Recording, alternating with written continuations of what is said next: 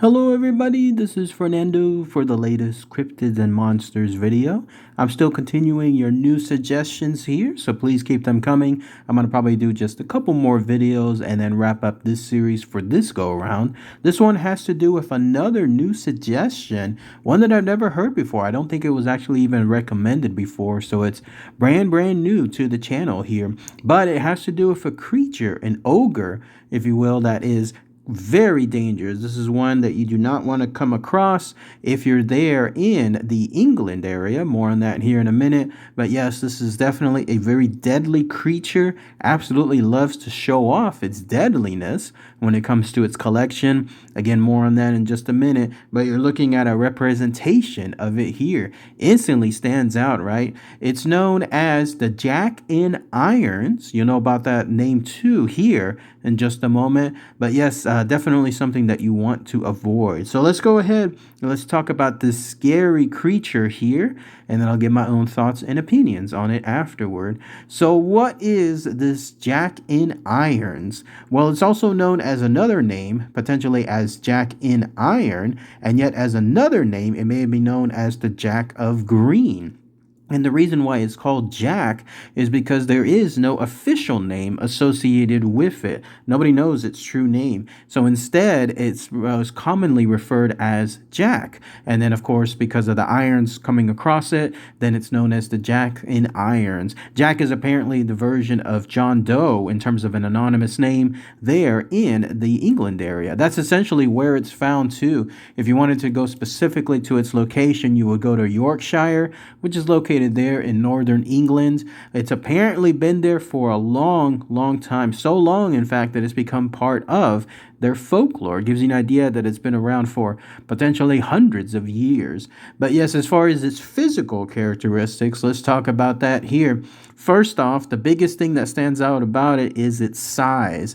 This is a very big creature. Think of like an ogre from any of the classic science fiction type movies, and that's essentially what you have here. It stands a commanding 13 feet tall. Can you believe that? 13 feet tall. Easily higher than any NBA player out there. Easily higher than any of the tallest humans in the world. This creature absolutely just outdistances them. On top of that, not only does it have that extreme height, but it has a superhuman-like strength. This has to do with the plenty of muscles and then overall just bulk that this creature has. I mean, you're looking at it here.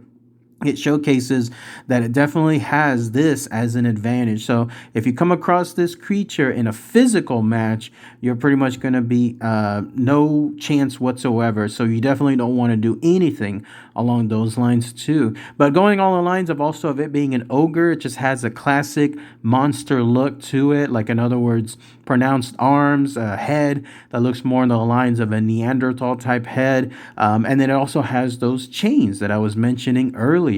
These chains actually act as a second thing. Besides potentially being an offensive weapon and potentially defensive, it also acts as a way for it to hang its collections. So apparently what it does after it kills people, it takes those skulls associated with its victims and then it uses it to hang. In other words, uses these chains to hang those skulls in multiple places. It's a great way, in other words, for it to showcase to others how many kills it's done, and then, of course, create more fear within anyone else that is coming across it. Instantly, when you see something like this, not just because of its size or its strength or its monstrous look, but also the fact that it has these plenty of human skulls surrounding its chains, then it gives you an idea of the fear that this creature creates. But that's essentially what it does. You have to go there to Yorkshire. The legends go that it's been there for a long time, and particularly in lonely type roads. So in other words, roads that are just by themselves, hardly traversed, maybe a few people come across it, but it's there specifically in the nighttime location. So hidden is this creature that is known more along the lines of a ghost giant, because this is a creature that hides itself very well, and then finally when someone comes across it, then that's when it goes for the kill. Some people actually attribute it to it being a ghost or maybe a demonic creature as well, because it also has these almost like sadistic personalities. Once it finds its person, once it's hunts, finds his victims. It absolutely enjoys going for the hunt, much along the lines of, let's say, a monster from a classic monster movie like I don't know, Jason or any other type of movie like that. This creature enjoys that completely, and then it savors the moment itself, and then when it finally kills someone, once again it enjoys afterward this type of victory by showcasing the skull of that poor victim within its chains. But basically it haunts those lonely locations, and then when that happens, that's when it's become more of a boogeyman. In fact, that ties into another legend associated with it. Whether or not this creature is real is again up for debate, but the idea is that it was made more along the lines, if in this case it truly is an urban legend, it was made more along the lines as a way to create fear for people to avoid them from traveling at night by themselves. So in other words, any kind of lonely roads or any kind of traveling by night, this was done as a form of a boogeyman, so that way people would essentially stop doing this, because already it's inherently dangerous to do so, because who knows who else is out there in terms of a real person ready to commit some kind of assault or murder or something else. And so they want the people that created this boogeyman, or at least the legend associated with it, did so to ensure that this monster, this made-up monster, would essentially prevent people from doing so. But who knows, this may still be something along the lines of truth, like in other words, truth coming from this form of fiction, because there's always just a little bit of truth within any kind of urban legend. So maybe this was truly something that was out there haunting those locations, using its tremendous strength, its size, its durability, and then, of course, those fearful chains in order to get those people's skulls, the next set of victims, and it was able to do so for quite some time. One last thing about it, too, besides its strength, besides its size, its next deadly thing is this. It apparently carries a very, very large spiked club.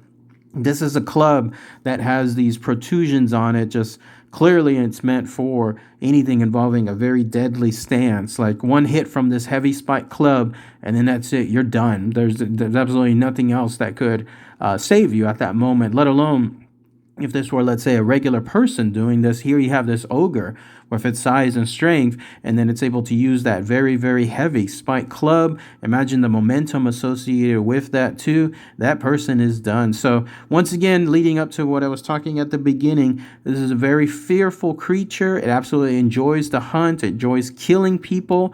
It also apparently enjoys eating people too. So definitely something that you want to stay away from. And if you happen to go there in the Yorkshire area, stay away from those long, lonely roads out there in the nighttime, because if you do, there's a good chance then you'll be not encountering anything as far as this jack in irons. But if anybody has any more info, anything else I might have missed, then please post those comments below. What about those of you in the Yorkshire area? Anyone know more on the lines of local experiences, maybe more recent ones too? I'd love to hear what your thoughts are on that too. All right, everybody. Thanks again as always. Take care.